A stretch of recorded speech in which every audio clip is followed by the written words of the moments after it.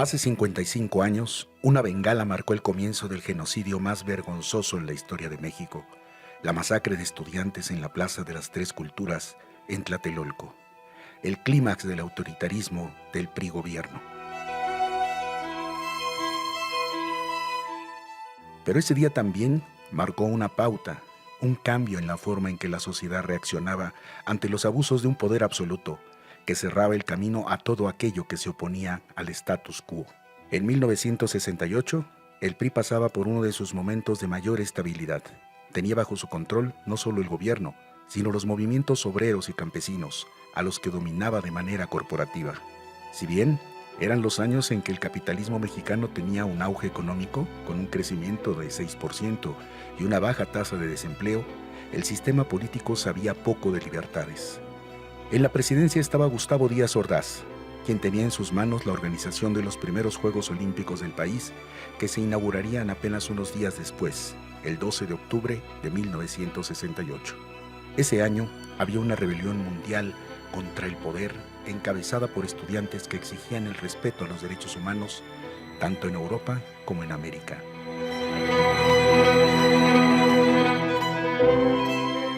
En este contexto, el 22 de julio de 1968, una pelea entre estudiantes de las vocacionales 2 y 5 con alumnos de la preparatoria Isaac Ochoterena generó una reacción fuera de toda proporción por parte del Cuerpo de Granaderos del Distrito Federal, gobernado por el militar Alfonso Corona del Rosal.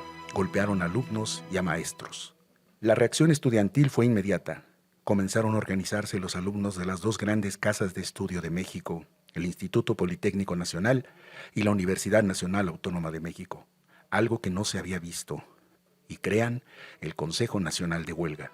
La movilización estudiantil pasó de reclamar 6 puntos, entre ellos la destitución de Luis Cueto, jefe de la policía, y la derogación del delito de disolución social, a convertirse en la bandera de añejas demandas sociales. El gobierno pasó de la represión con toletes y encarcelamientos hasta la destrucción de la puerta de la Preparatoria 1 con una bazuca del ejército mexicano a cargo del general Marcelino García Barragán. Tropas mexicanas también ingresaron al campus universitario. El secretario de Gobernación, Luis Echeverría Álvarez, habló de infiltrados con intereses ajenos a las libertades que tenía México.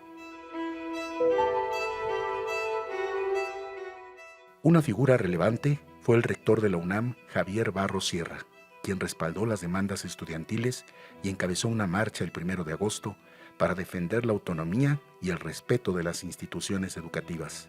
Organizados, los estudiantes tomaron el Zócalo, un lugar que simbólicamente estaba reservado para los presidentes. Conforme el movimiento se fortaleció, el gobierno tuvo que ceder. Aceptó comenzar el diálogo con el Consejo Nacional de Huelga, que convocó un mitin en la Plaza de las Tres Culturas el miércoles 2 de octubre de 1968.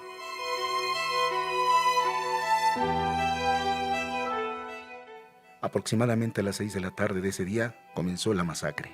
Militares y policías abrieron fuego contra los manifestantes. Hubo muertos y heridos, cuya cifra exacta sigue siendo controvertida. El legado de aquella sangre derramada se refleja en la actualidad en el proceso de liberación de la mujer, en la defensoría de los derechos humanos, en la unidad para lograr cambios en favor de la sociedad y también en la actuación de las autoridades ante las manifestaciones, con protocolos para evitar el uso de la fuerza.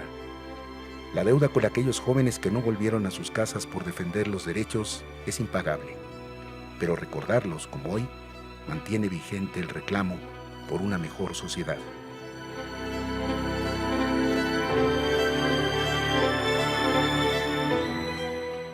Antonio Bautista, Canal 14.